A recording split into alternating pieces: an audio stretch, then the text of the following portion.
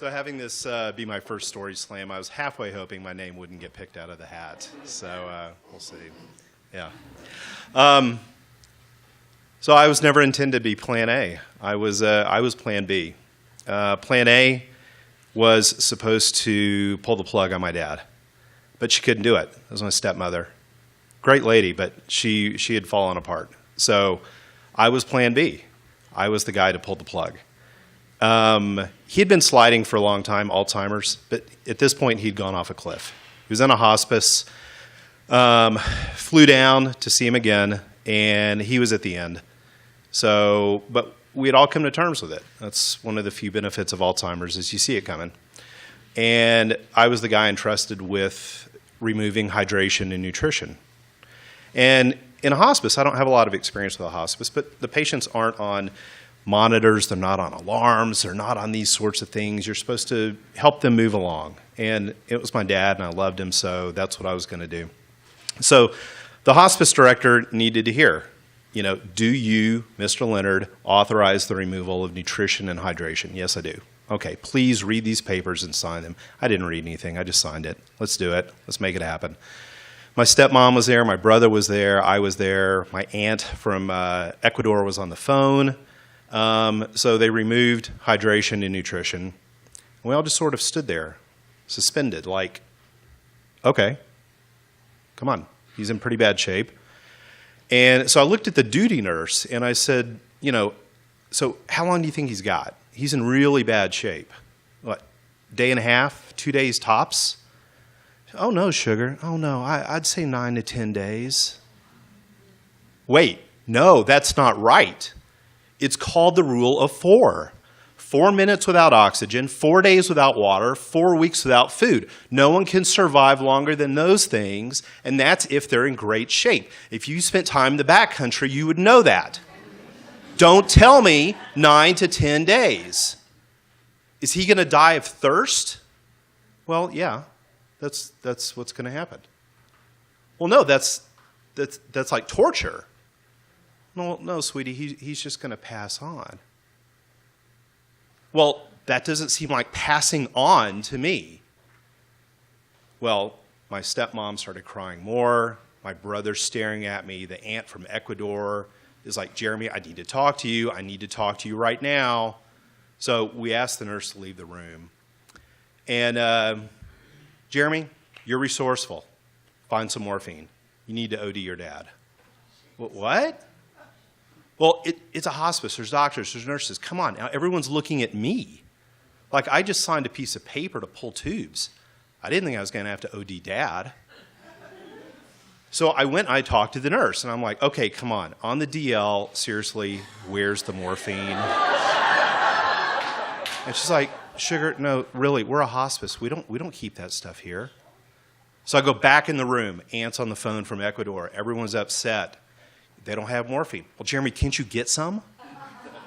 Well, I don't know. It's Austin. I don't live here. Do you want me to go to my heroin dealer and ask for a load he hasn't stepped on that's hot that could kick someone off? Well, if it wouldn't be too much trouble. No, really, like my family thinks I have a national network of heroin dealers, apparently. So another duty nurse knocks on the door. She says, look, I think I can help. I'm like, thank God. I need some help here. Comes out, listen, here's the system. Either you or your brother go in there, you close the door, the other one stands outside the door, no one's going to bother you, no one's going to ask questions. I said, you mean like kill him? Or whatever. With maybe like a pillow and smother him? Or whatever.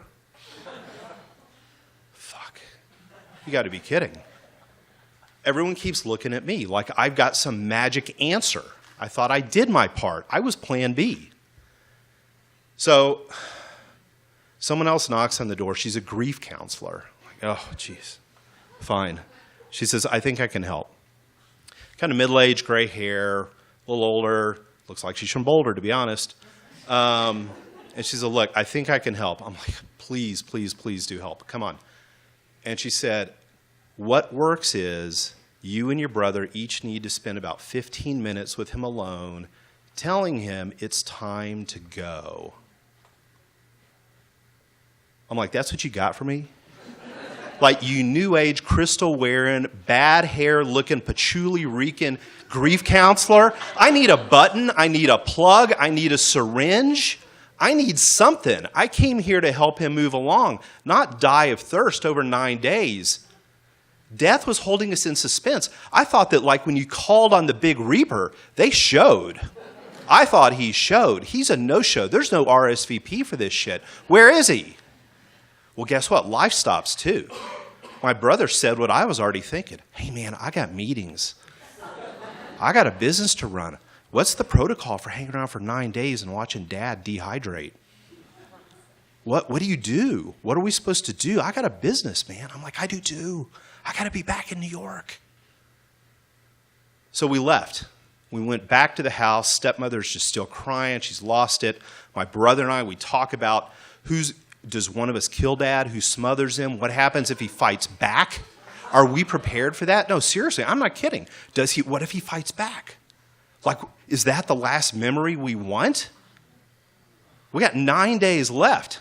Tick-tock, man. Except the clock ain't ticking. It feels like it stood still. It feels like it is totally suspended. Life is suspended. Death is suspended. It is all frozen in place. This is wrong. And we go back the next morning, and you know what he's doing? Unconscious? He's licking his lips. He is thirsty. They are cracked. They are bleeding. And I say to my brother, I'm like, we got to give this hippie shit an opportunity.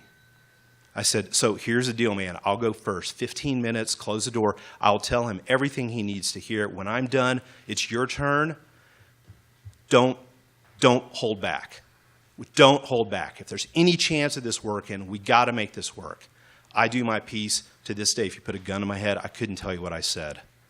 My brother, he went in, he did his piece. 8 hours later, my dad kicked it. He passed. I went to that new age, crystal wearing, freaky, bad hair, patchouli reeking hippie, and I thanked her for putting life and death back on time. Thank you.